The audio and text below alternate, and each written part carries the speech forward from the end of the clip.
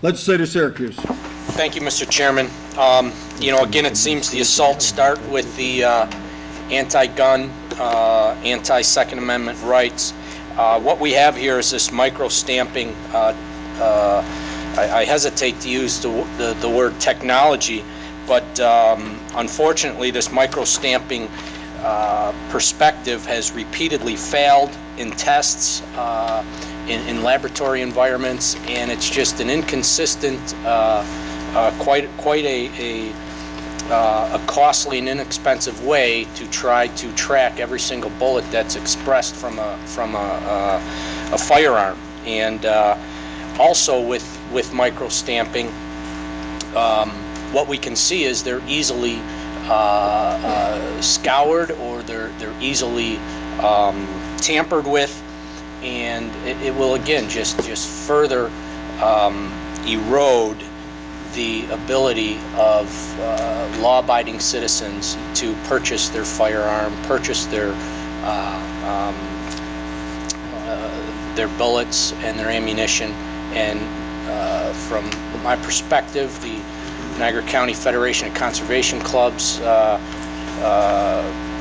we just can't stand for any type of backdoor appearance at eroding our Second Amendment rights. Thank you, Mr. Chairman. Thank you. We're still in the question. Legislator Yale. If my legislative colleagues would indulge me for a second, I'll explain the technology, for the lack of a better word. Essentially, the micro-stamping process would involve any new firearm sold in New York State. There'd be a device within the firearm that would micro-stamp a small identification number, code, serial number of some sort on any cartridge that was fired. And as that cartridge was ejected at a prospective crime scene, investigators could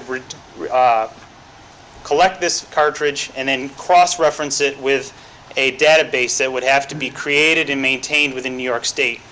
I know that databases cost money to create, databases cost money to maintain, and the problem with the technology, as I see it, is that it would be, there may be an opportunity that if it worked, that it could be leading people to false accusations. And I'll give you an example of how. As a law enforcement officer myself, I go to the range twice a year to qualify, and we use quite a few cartridges, and they're all over the range. We do our best to pick them up. We don't get them all. These ranges would be popular places for criminals to go and pick up these used cartridges so that they could scatter them around their crime scene and maybe confuse investigators and things of that nature. The other issue that I have is that the technology is limited to a certain type of gun. Not to get into too much detail, but certain guns don't eject their cartridges.